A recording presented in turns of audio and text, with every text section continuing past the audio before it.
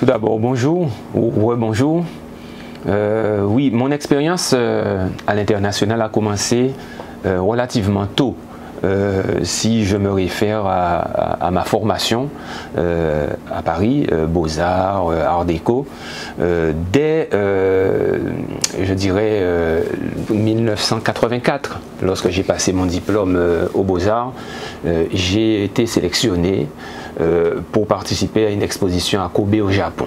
C'est ma première expérience internationale où effectivement parmi les peintres diplômés de l'école, mon travail a figuré pour représenter la France à Universiade Kobe en 1985. Donc ça c'était à la suite de mon diplôme.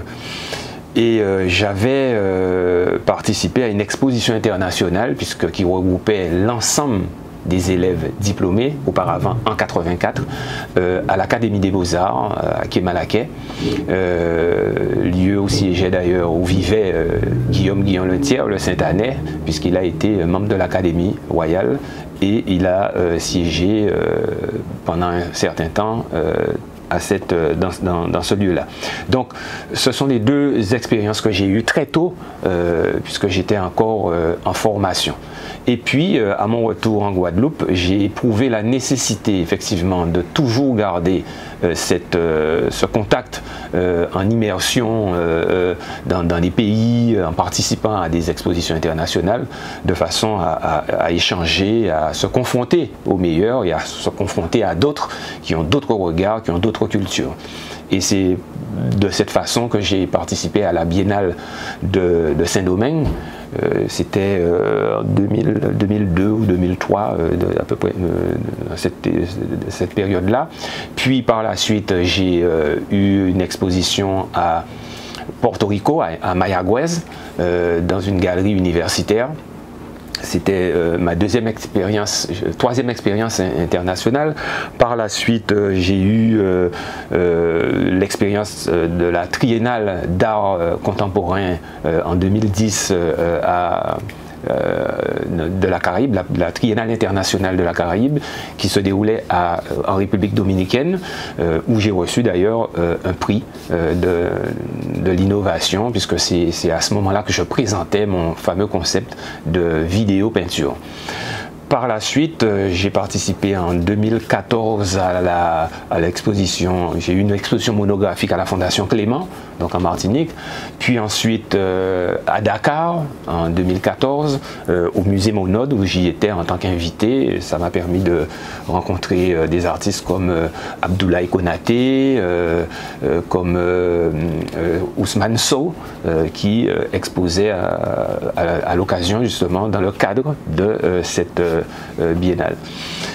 Sinon, par la suite, j'ai participé donc à la Biennale de Florence en Italie, qui se déroulait parallèlement à la Biennale de Venise, ce qui m'a permis d'aller visiter cette biennale et de prendre connaissance des lieux où se passe la biennale et découvrir effectivement les pavillons des différentes nations et voir la qualité élevée de cette exposition mondialement renommée. Ensuite, j'ai été sélectionné pour participer à la Biennale de la Havane, la très prestigieuse Biennale de la Havane, puisque c'est une biennale dans la Caraïbe qui a une cote reconnue et une cote assez élevée, et où j'ai présenté effectivement une version revisitée de l'œuvre que j'avais présentée à la Biennale de Dakar en 2014. Voilà un petit peu le parcours que j'ai fait. Alors je signale quand même que j'ai eu un prix de l'installation à la Biennale de Florence en Italie pour une œuvre assez subversive que j'ai faite sur Napoléon, sachant que Napoléon est très impopulaire en Italie. Donc voilà. En gros, ce que je peux dire sur cette expérience. Alors, parler de ces lieux-là, ce n'est pas simplement dire je suis allé, mais ça m'a permis de comprendre les exigences, effectivement, de ces grandes manifestations, de ces grandes rencontres, tant au niveau de la préparation que dans la monstration elle-même, dans le contenu. Toutes ces expositions sont accompagnées d'un catalogue officiel qui permettent aux artistes comment dirais-je, de figurer à côté d'autres artistes internationaux, dont certains sont de notoriété, sont très connus et sont très respectés pour leur parcours. Sinon, ce qui est intéressant de voir, c'est tout le processus de préparation de la biennale. On partage avec les organisateurs une certaine rigueur dans la préparation, dans le montage de l'exposition. Ça m'a permis de voir aussi ce que nous ignorons, nous, chez nous, et les manquements en matière d'organisation et de démonstration. Parce qu'il faut signaler quand même que j'ai eu l'occasion de réaliser 2 événements importants où j'étais l'organisateur, l'initiateur. C'est Figuration Caribéenne 1 avec Rovelas et Mundaray en 2001, et puis Figuration Caribéenne 2 avec Nankin, Pédurand, Luis Severino et Mundaray. Donc j'ai une expérience de monstration, parce que j'ai une formation de scénographe aussi, art déco, ce qui me permet effectivement de, avec l'expérience que j'ai des biennales auxquelles j'ai participé ou autres rencontres internationales, de pouvoir importer dans ce que je fais cette exigence dans la monstration. Sinon, ça m'a permis effectivement de comprendre qu'une biennale, d'ailleurs ça s'appelle biennale, elle vient tous les 2 ans. Donc dès qu'une biennale ferme sa porte, ou ses portes, se prépare à la prochaine. Et c'est le minimum, c'est 1 an et demi pour préparer une biennale. Parce que cela demande un certain nombre de choses, des préalables auxquels on ne peut pas, je dirais, se démettre. Et aussi, cela demande que le lieu d'accueil de la biennale, le pays en question, soit, je dirais, préparé à cela, tant au niveau des artistes, mais au niveau d'autres facteurs qui sont indispensables. Des lieux de monstration, des lieux d'accueil pour les artistes, des lieux de résidence, tout un certain nombre de choses qui ne sont pas liées essentiellement aux moyens financiers. On peut avoir de très gros moyens financiers, mais il faut des personnes qualifiées qui savent ce que c'est que l'art, qui sont incollables sur des questions justement relatives à l'art, donc des curateurs, des critiques et des gens qui sont en mesure d'assurer un commissariat parce qu'ils ont la formation pour. Voilà un peu ce que m'a appris, ce que m'a enseigné la participation à ces différentes manifestations internationales. Alors tu as évoqué aussi le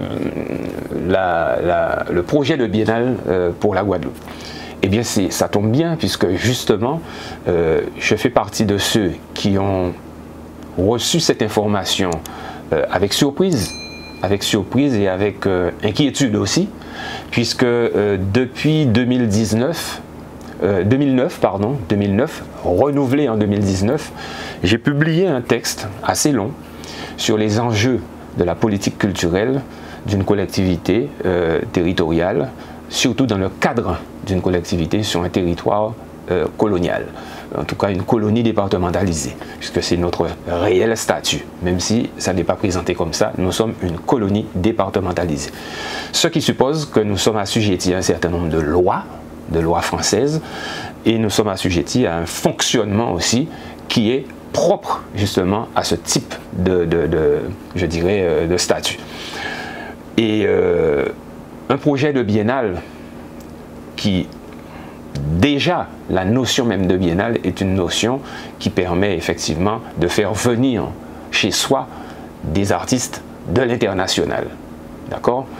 En général, on aurait pu dire qu'il y a une biennale dans un pays, mais dans un pays, il peut y avoir plusieurs biennales. Il peut y avoir des biennales de ville, des biennales de région. D'ailleurs, il y a la biennale de Lyon, il y a la biennale de Paris, il y a des biennales qui peuvent se faire. Donc, il n'est pas absurde que la Guadeloupe, bien qu'étant colonie, bien qu'étant département, puisse avoir sa propre biennale.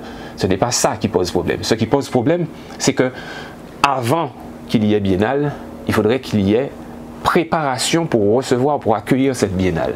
Préparation, c'est-à-dire des personnes compétentes, mais aussi préparation des artistes, préparation du lieu, C'est-à-dire, j'ai parlé tout à l'heure de l'accueil. Si on fait venir des artistes étrangers, on ne va pas les mettre dans des hôtels qui coûtent des sommes, je dirais, pharaoniques. Il faut que justement on trouve des accords avec des hôtels qui puissent faire des prix intéressants. Donc ça se prépare, ça se négocie. On ne peut pas les recevoir comme on recevrait des touristes. Ils ne peuvent pas payer pareil qu'un touriste. Donc c'est des questions qui doivent se poser. Ou sinon, il faudrait qu'il y ait des résidences. Comme par exemple en France, ça existe. On a des résidences dans des universités, dans des lieux qui permettent d'accueillir, d'avoir des chambres pour des artistes, des espaces pour des artistes. D'autre part, il faut qu'il y ait des espaces pour exposer ces œuvres-là, des espaces qui soient en adéquation avec les exigences de l'art contemporain. Hauteur plafond, épaisseur simèse, résistance, pour des œuvres qui pèsent.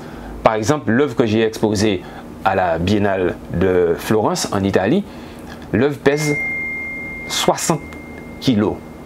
60 kilos quand même, c'est pas un tableau de 3 kilos, 4 kilos. Un tableau en général sur un cadre châssis, c'est maximum 2-3 kilos.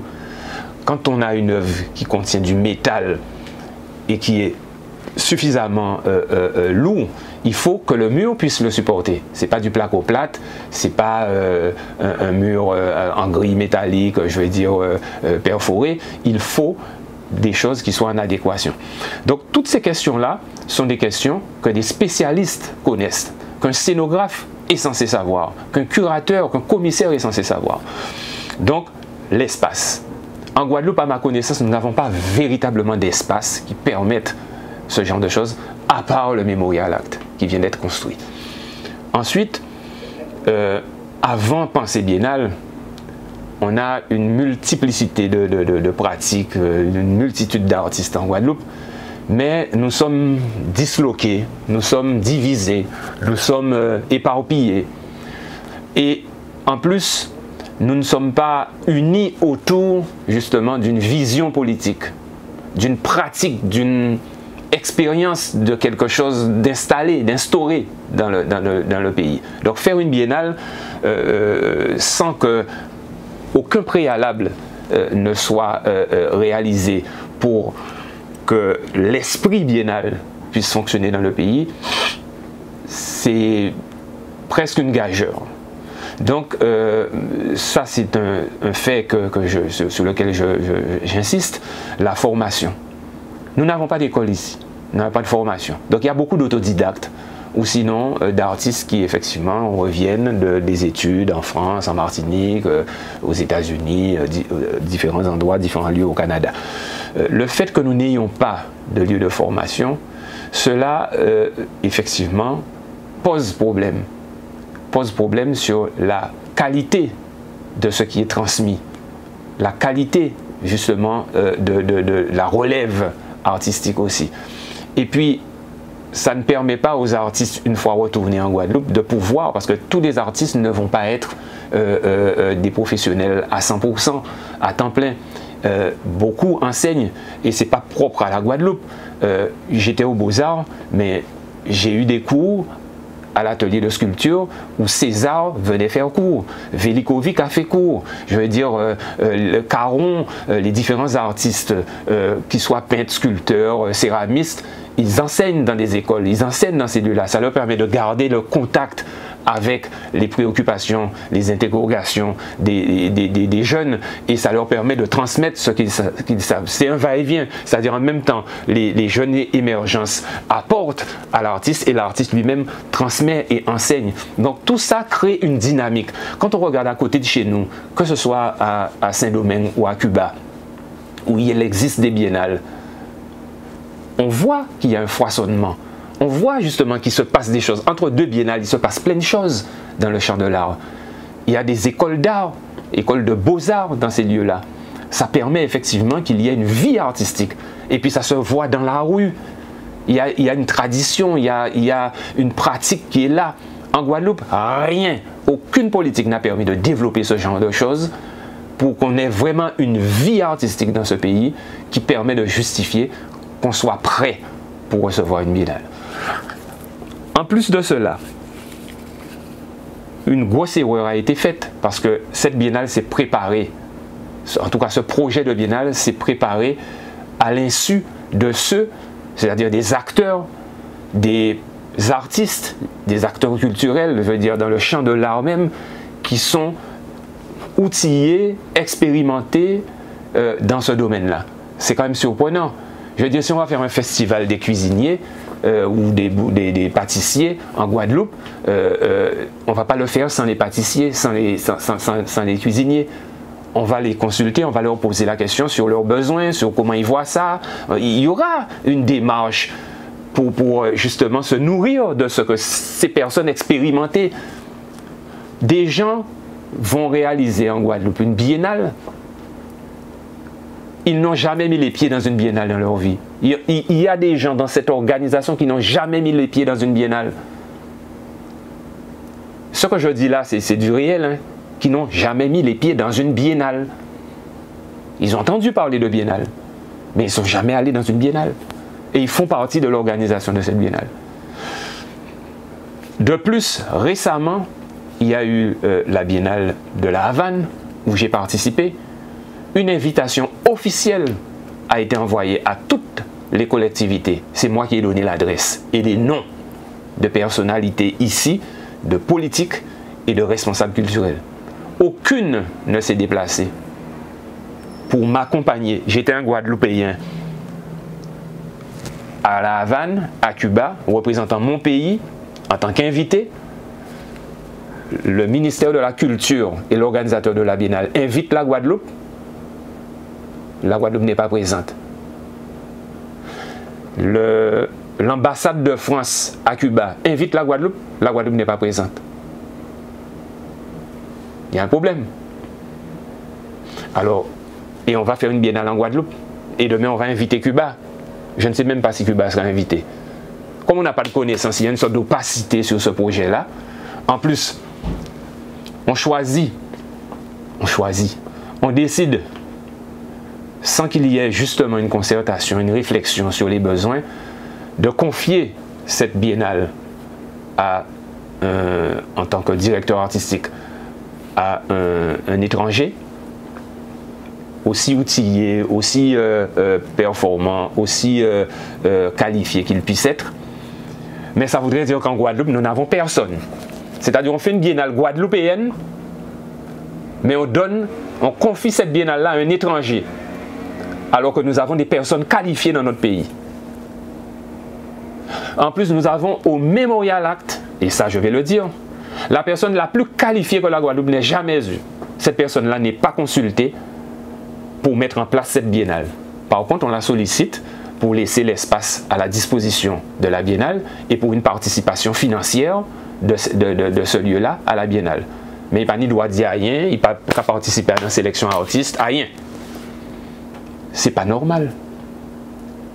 Nous avons, je vais citer par exemple, il y a bien d'autres, mais on a par exemple une personne comme Claire Tancon,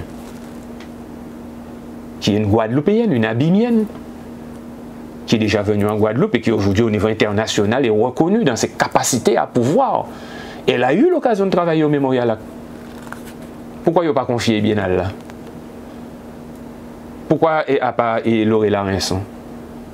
Pourquoi c'est un étranger qui aujourd'hui est un petit peu en fin de carrière d'ailleurs et qui en plus a des comportements, j'estime, méprisants pour des Guadeloupéens? J'en suis la preuve vivante. Cette personne que j'ai eu l'occasion de rencontrer à figuration caribéenne, j'ai même une photo, il est assis à côté de moi avec Dominique Berthet et Nankin et tout ça. Cette personne ne s'est jamais encore soucié de mon travail. Il ne s'est jamais encore intéressé à mon travail. Pourtant, j'ai déjà fait 5 biennales. Il a fait un biennale dans un pays en moins.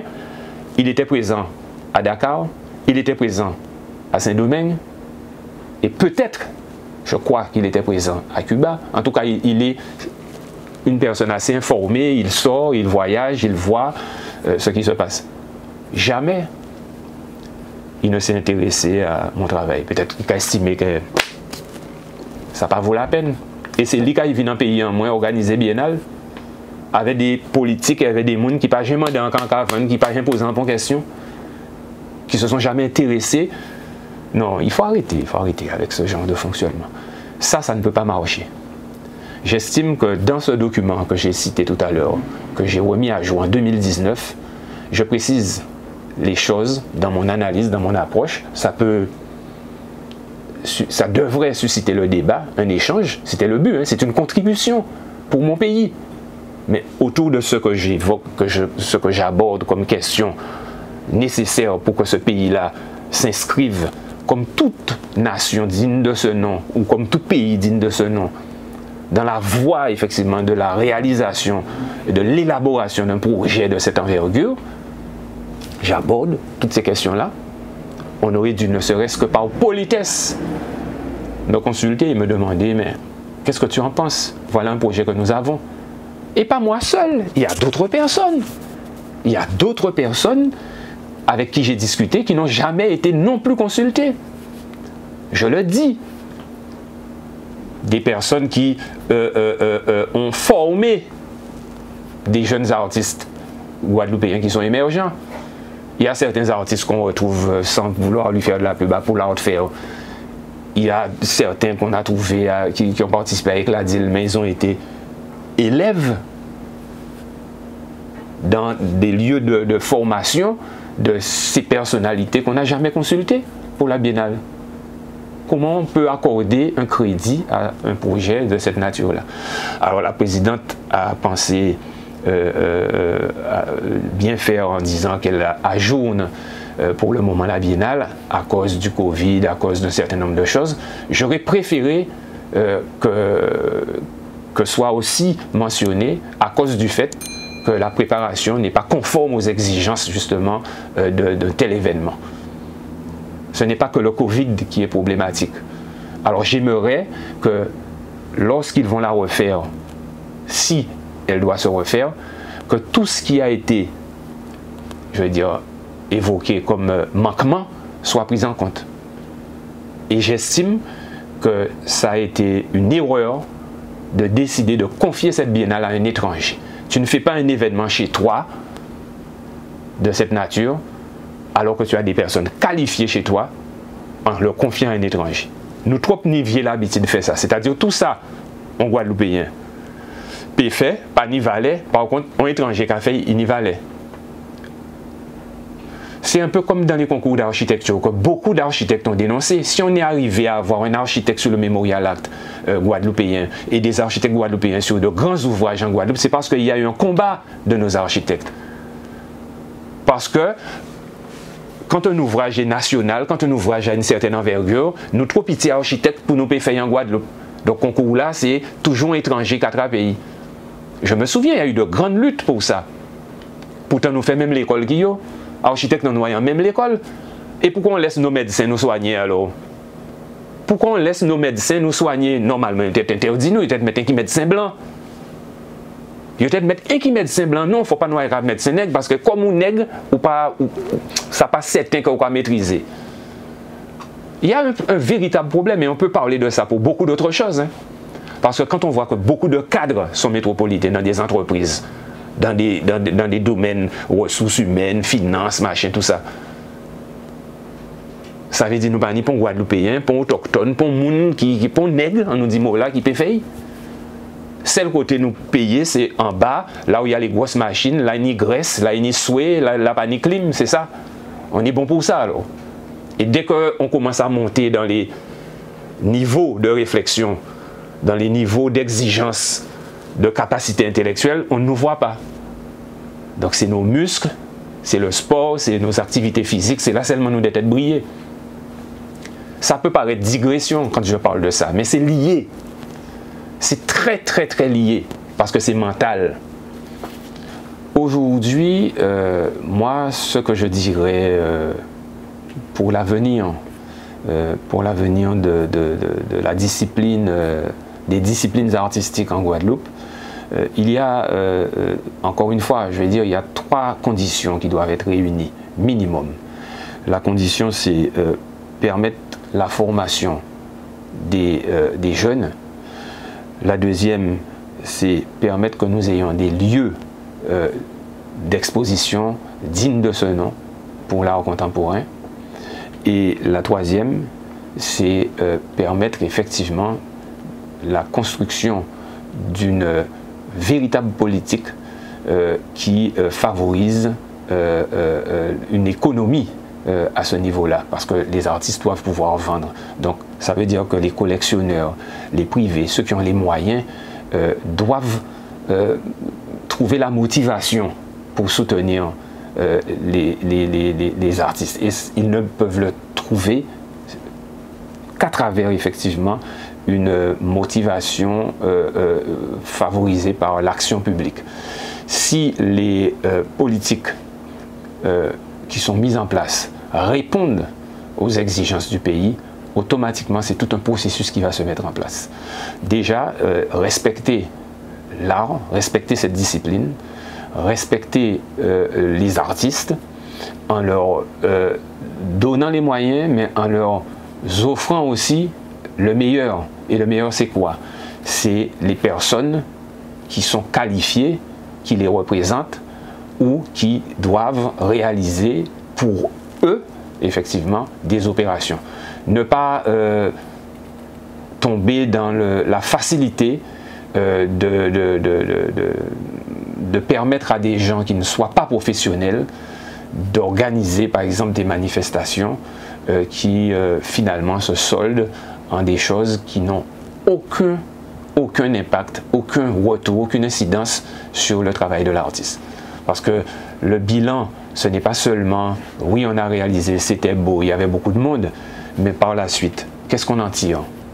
Ça a débouché sur quoi pour les artistes? Ça a permis quoi? Donc en gros, c'est cela. Et je voulais dire aussi que aujourd'hui, l'exigence que l'on doit avoir, c'est toujours de permettre à des personnes qualifiées qui sont parties en formation, des Guadeloupéens de chez nous. Quand je dis Guadeloupéens de chez nous, ça peut paraître redondant, mais j'insiste là-dessus. Parce qu'on peut être Guadeloupéen, mais enfin, la notion de Guadeloupéen, c'est quoi? Pour moi, le Guadeloupéen, c'est celui qui œuvre pour le développement de la Guadeloupe et pour l'intérêt de la Guadeloupe. Ce n'est pas un Guadeloupéen qui vit peut-être ailleurs et qui vient prendre l'argent public pour vivre ailleurs tranquillement, bien, avec effectivement l'argent public. Moi, le Guadeloupéen, c'est celui qui investit en Guadeloupe, celui qui permet à la Guadeloupe d'avancer, d'émerger, celui qui construit en Guadeloupe. C'est ça le Guadeloupéen. C'est pas une couleur, c'est une âme d'abord. Et j'insiste là-dessus, hein, il nous faut des compétences qui ont foi au développement du pays et qui le montrent par les actions concrètes, y compris au niveau des personnes qui soutiennent l'art. On a de plus en plus besoin, effectivement, que les amoureux de l'art, les mécènes, les sponsors soient vraiment investis et qu'ils ne raisonnent pas seulement dans le sens où ils vont faire un coup avec les artistes, ils ne pensent pas qu'à leurs intérêts. Ça peut paraître angélique, ce que je dis là, parce que quand on fait du business, on fait du business. Je ne suis pas contre, il faut que chacun trouve son compte.